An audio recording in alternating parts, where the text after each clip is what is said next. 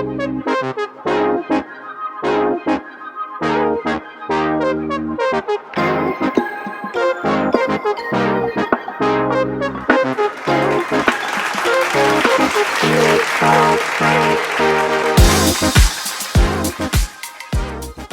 everyone and welcome. My name is Dan Roberts and this is Real Talk. Today's guest is Jan Edwards. This guy's been in the industry for fundraising for about 13 years now. He's got 1 year with Real, 12 years before that. And this guy knows everything there is to know about Centerpoint. Jan, welcome to the show, man. How you doing? Thank you very much for having me, Dan. Not a problem. My pleasure. Good. I would only get up this early on a Monday to come and do this. So. Oh, thank you. Much appreciated. So tell us a little bit about when you've been with Real for a year now, yeah? Yeah, so I've been with Real for a year, but as you said, been fundraising in the industry since I was 18, actually. So. And how old are you now? I'm going to be 30 on Friday, so happy birthday, me. Happy birthday to you on Friday. Thank you. Enjoy it, man. 30 is okay. Yeah. It's when you start getting into your 40s, you start worrying about things and making noises when you stand up. But it's sort of like the mind is young, but the body is feeling older. Oh, I feel you there. I feel you there. But so what did you do in your 12 years before you came to Real? You did fundraising. What kind of campaigns did you work? Was it private site? Was it doors? So I've always been on doors. I did try street for a little while, and then because of the way that I fundraise, I don't think it was really for me. Okay. I've always worked in the charitable sector, so even my apprenticeship, which I did when I was 18, was in the charity sector. And then I remember leaving because it was on Angel High Street in Islington, and seeing people fundraising for charities and thinking, oh, I could do that. That would suit me. And yeah, so I sort of fell into it because my friend started fundraising, and I would ask her loads of questions about it. Like, that actually seems like it's not going to work. Like, that seems really hard. And she loved it. So after my apprenticeship, I was looking for something to do. And I got my first role in door-to-door fundraising. And that was for the Red Cross. And that was back in, 12, 13 years ago now. Right. And then I moved over to Centerpoint in-house, because there was an opportunity. So I moved to Brighton for uni. So there was an opportunity that had come up at Centerpoint for a region in Brighton, and they wanted someone to lead it. And I thought I could do that. Yeah. So Brighton's a beautiful place as well. It's great fun. It's not the best place to study because it's too much fun. Okay, I can understand that. But yeah, it's a great place to live. So I started doing that.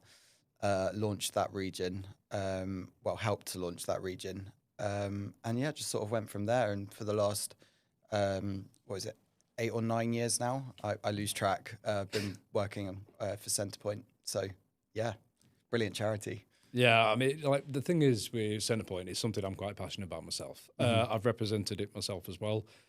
It's one of them with every single person you get a help offer towards a beautiful charity that we represent. You know that you're making a difference for like a person out there. You're giving someone the opportunity to turn their lives around, and that's why I love the charity so much. So how many years in total have you represented Centerpoint? So it will be. So I started doing in-house for Centerpoint. I was already passionate about the cause because my dad worked in housing for Wandsworth Council. So just growing up as a child, he would come in, talk about housing.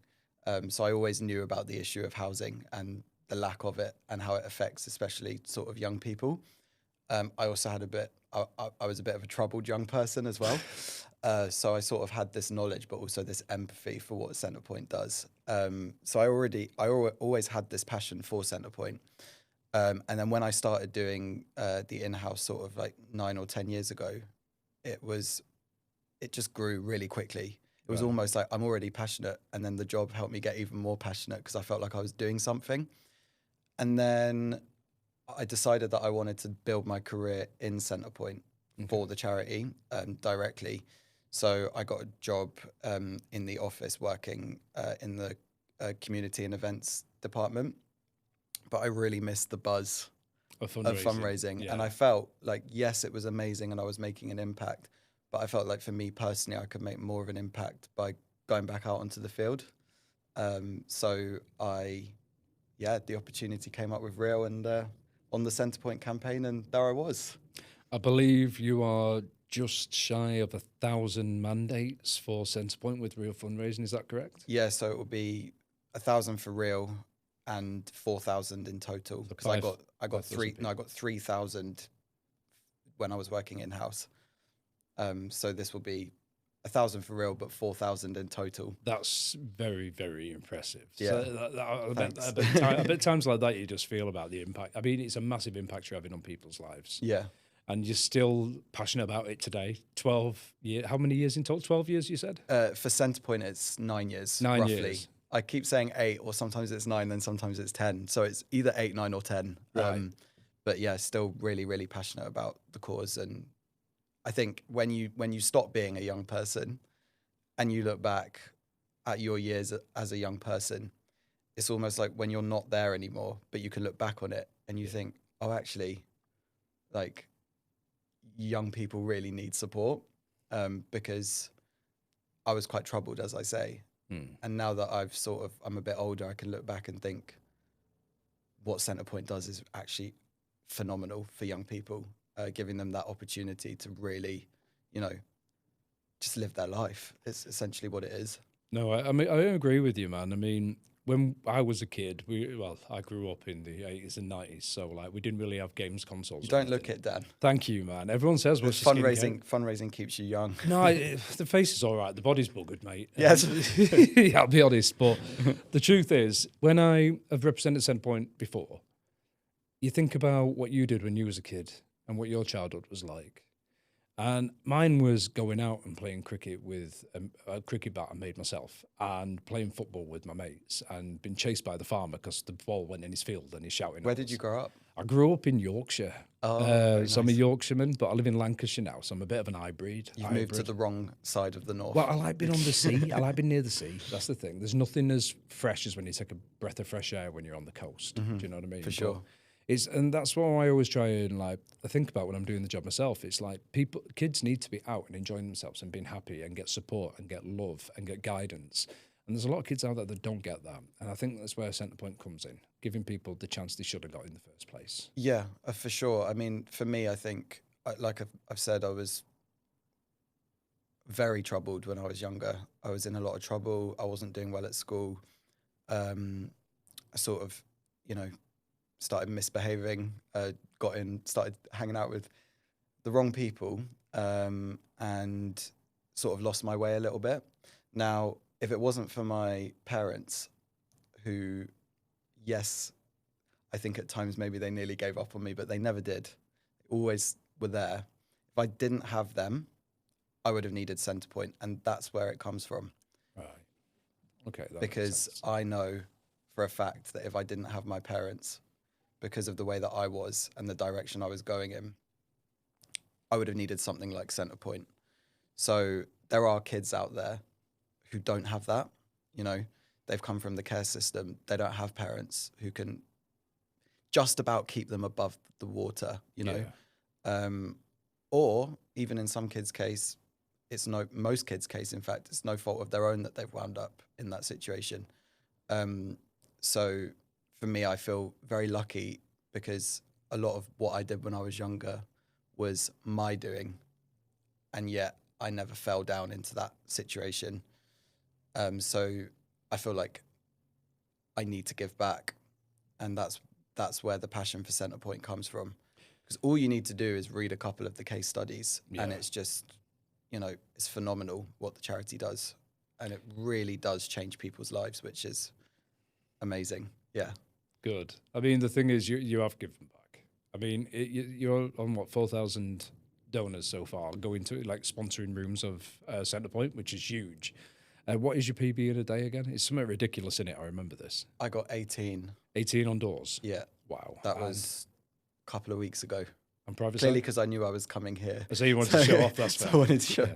No, so that was on doors in Tunbridge Wells, and probably the fact that we were having a competition at the time sort of gave me that extra kick up the arse to go out and do that PB. Yeah. In a week? And in a week I got 51, and that was the week before last. So that's more than some people get private side. More than a lot of people get in private side, to be fair. You should be really proud of yourself. Making me tempted to go out and do some private sites now. Well, look, man, I'll collab with you. If you get the time, you can work with me, man. I'll show you how the Glorious One does it. How's that? Yeah, that would be good. Yeah, I haven't called myself the Glorious One in years, to be fair. So we can get 100, I can get 99, and you can get 1. And it'd be a good one to do forever. I promise you that. So one thing I really admire about you is the fact that if somebody is working with you and they don't put 110% in for when they're working with you on Centerpoint, it angers you. It does, yeah. And I find that so interesting because it's pure your feelings towards Centerpoint. Like you explained earlier, you genuinely 100% care. You want to make an impact. You want to help people. You know you had help when you was younger, but you could very easily not have had the help and support that you did get, and you wouldn't be where you are today. And it's people like you that go out there and get these supporters and inspire not just people to donate, but people around you to do well as well. Because you, how can I put this? You get other people excited about Centerpoint because you care so much about it. So, like you have told me before, have you sent people home before, or like? For me, if somebody on the team, is coming in. So just to put it out there, I've only just started managing people at Real. Yeah. But in previously, when I was sort of managing in-house, as a manager, there's lots of things that you can work with. For me personally, if someone is coming in and trying, and I can see that they care about the charity and they want to make a difference, right? For me, I can work with that. What I can't work with, in fact, what I refuse to work with, is somebody coming in and showing that they don't care about Centerpoint. Because for me, it's like, hold on, the charity's paying you, but not only that, they are relying on you to wear that uniform and go out and speak to people about the work that they do. Now, if you don't care, firstly, how can you not care about the work that Centerpoint does? No. But secondly, if you don't care, how bad does that look on the charity? If you're knocking on people's doors or standing in a train station, you're wearing that logo, that Centerpoint logo, the person you're speaking to feels that you don't care. No, it's not, I'm not having it. It's not going to work. That's really good, man. Yeah. I mean, what advice would you give to anybody that is going on to Centerpoint for the first time? Obviously, you need to do your research, but what advice would you give? Where would you tell them to look for inspiration? Are you talking about specifically Centerpoint, or are you talking about fundraising in general? I'd say Centerpoint to start with, but then fundraising in general as well. I would say think back to a time when you struggled when you were young, and how did you get out of that situation? And I think a lot of people will be like me and realize that actually being young and being a teenager, it sucks. And they probably had family or, friends or extended family maybe helping them. And I would say, think back to that time when you struggled when you were young, and think about if you didn't have that, who's going to be there? A charity like Centerpoint, right? Yeah. And they go, oh yeah, actually that makes sense. Because I don't know about you, Dan, but when I was 16, I thought I knew everything. Same. I think we all did when we were young. Yeah, I thought, I'm an adult. Like, I can go out drinking and do all of this and no one can tell me anything, And now when I'm nearly 30 now, you look back and you think, actually, I didn't really know anything. I was so vulnerable. So I would tell people, if they're struggling, I don't know how they would struggle with the passion for Centerpoint personally. Yeah. But if they are struggling to find that connection, I would say, just think back to a time when you struggled when you were young. That's probably what I would do. Well, I'll tell you what, man. You've got me a little bit psyched at the minute. If I had the opportunity, I'd literally switch and do Centerpoint next week. And I'm not joking. I bought a spare purple jacket. Purple jacket. What's going on doors today? Yeah. I would do it, to be fair, but I have got to go down to Chester, or up to Chester today. But I would take you up on that, and I will 100% collab with you in the future. Excuses, everyone. It's no excuses. I genuinely care. I've actually done a lot of work for Centerpoint myself, to be fair, and I enjoy it. What did you do for? Private site mainly. Mm-hmm. So I have done a lot of work on private site. I've also done some work door to door. When we do it on private site, round about when it gets towards the winter, the colder part of the year, towards Christmas and stuff like that, you're very successful on it because the general public do care. Some people are just too busy to be able to stop, and I understand that. And some people are preoccupied with something else. But I think Centerpoint's one of those ones where if you stop and speak to somebody and you just basically explain it correctly, I've always said if you can make a dialogue or a pitch or whatever you want to call it make sense and you genuinely care, then people will gravitate towards that when they get involved. See, the thing is, if it makes sense to you, the way it makes sense to me, it will make sense when you're talking about it. Exactly. If it clicks in your head, right, what this charity does makes sense and it's brilliant, then when you're saying it, it's obviously going to come out that way and people are going to feel that. Do you know what I mean? Yeah, I get what you mean. It's sort of like a self-fulfilling thing. Yeah. If you know that what you're saying makes sense, then obviously it's going to make sense. No, it's true. It's true. But like, I'll tell you what, I'm just going to move on to something else because when I've asked other people this question, if they've got something funny that's happened during work, but like a lot of people, it's like, I know it's very on the spot, so I'm going to do it a little bit differently. But what about situations that you've found humorous? Not necessarily yourself, but like with potential donors or members of the public or people that you've worked with. I would say it's like sort of, you know, mainly it's the funny stuff that members of the public come out with, completely random. So, for example, on Friday, I was knocking on doors in, am I allowed to say where? Yeah. Hampstead, which is a very, very sort of well-to-do part of London. Yeah. Great people, like sort of really artsy, nice people. But I was speaking to this really posh sort of, I think she told me she was 90. I was just talking to her. And she was really posh and seemed really sort of, you know, straight edged. But then she started telling me randomly about how her parents, she was conceived on a beach in Greece. Okay. And she went into massive amounts of detail about it. Oh, dear. And then showed me the pictures of her parents on the beach, sort of in the nude, just with her mum's hair because she was a hippie covering her modesty. Okay, fair. And this saying this is the day that it happened, and I just thought, what am I supposed to say to this? There's And no. I found it absolutely hilarious, but obviously, I'm just thinking, what am I supposed to say? Another one would be when I knocked on someone's door, and a voice sounded down from the bathroom. I knew it was the bathroom because I could see the shower in the window, and he said, "I can't come down. I'm oiled up." Okay. And again, it was one of those. How do I respond to that? Okay, no worries. Good luck. Catch you later. Yeah. Something like that. I'll try to go around so later on. usually the funny things are sort of things that you don't expect that members of the public come out with that you wouldn't expect them to say. Because you're talking to people. Yeah. And people are weird, right? In general, which is why we're all a bit weird, aren't we? Why I love people. Yeah. So it's I suppose some of the things they come out with is funny.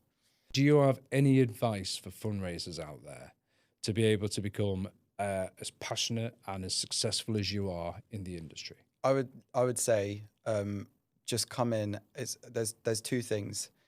It's your personality and your mindset. So I always say to my fundraisers when they come in, and they always think that's a weird question, but I always say to them, what's your favorite part about your personality? And if they say, oh, I think I'm quite funny, I would say, use that. Because this job will be a lot more pleasant for you if you're showing the part of your personality that you like the most, but also it's going to come across on when you're fundraising. So make people laugh. You know, people are scared to make people laugh on doing this job. It's all very, can I make this person laugh? Make people laugh. Be relaxed. Use the person. And if they say, I think I'm quite knowledgeable. My favorite part is that, I've done loads of research about Centerpoint and I like to be really knowledgeable. Then show that. So I always say use the part of your personality that you like the most. And then because you're being authentic, that's the key word, authentic, you will go out and get results. I watch other people fundraise. For example, I've worked with JP recently. Mm-hmm. If I tried to fundraise like JP, I wouldn't get results. Right. Because that's not me. So yes, you can learn about the approach and things to say from other people, but you've got to be yourself. No, I agree 100%. The other thing is the mindset as well. Now, I care so much about Centerpoint that my mindset is, yes, I'm doing a job, I'm fundraising, I'm asking people for money. So, it's sort of that thing. But also, my mindset whenever I approach the door is, I'm giving that person on that side of the door an opportunity to do something amazing.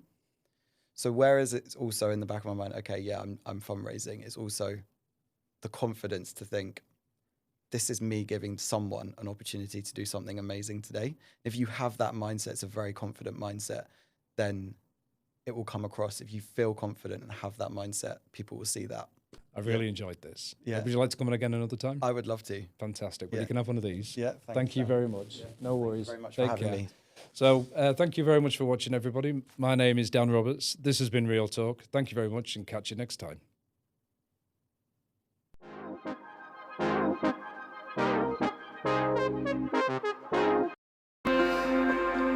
So my journey with Centerpoint kind of started when I was just finishing secondary school. I was living with my grandma. I was like informal carer because she was living with dementia. And at the end of my GCSE, she had to go into a care home because she needed a lot more care than a teenager could provide.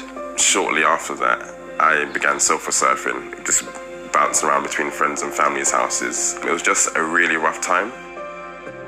I know for me, without the support of Centerpoint, I don't know where I would have been. I don't know if I would have ever ended up finishing college or going to university or achieving all the career aspirations that I do now. Having stable housing is like a basic need, and if that basic need isn't being met, then that's what led to me like having my mental health issues. Going to university was really important for me for a number of reasons. The main one being that it was like a shared dream that I had with me and my grandma. I was always really close to her from an infant toddler, and one of my first memories with her was us discussing and talking about me one day going to university and her buying me my suit for my graduation day. But when I was in my final year of university, sadly my grandma passed away. It was a lot to come to terms with at the time. And when I returned, I wasn't sure that I wanted to go back. A few weeks after actually finishing university and then getting my dissertation result that I got a first, and then getting my university result that I got a first-class degree as well. It was one of the best feelings I've ever felt. I don't know if I've ever felt that much joy and that much happiness before. I remember just being here in my living room, just crying.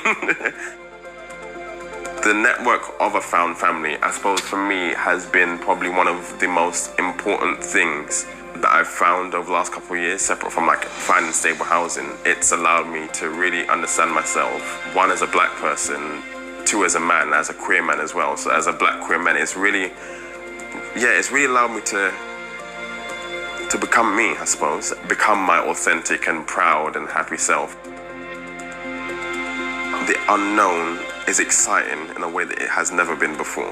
In the past, the unknown was this scary, ugly monster because it was very much often attached to trauma or being homeless. But now, having reached this point in my life where I'm really happy, I'm in a really stable, secure place. The unknown is just this exciting new prospect, this exciting blank canvas to like really start, I suppose, writing my future on. My journey through Centerpoint has defined my adulthood. It's really hard to think through a time, like the point in my life in which I wasn't in Centerpoint, or whether that was being in the hostel or living in the move-through properties or now in this independent living. I've become an adult. I've really found myself in those years, like really stepped into my identity as a black queer man. And I suppose, the way I navigate the world, the way I understand the world, my level of education, my career, so many things have changed in the years that I've been within Centerpoint services. So yeah, Centerpoint, it means 1,000,001 different things to me, and it's been, I suppose, really instrumental and foundational in allowing me to be me, I suppose. To my younger self, or any young person who's going through some sort of difficulty in life, trust the process, trust your decisions, and you are much, much stronger than you realize.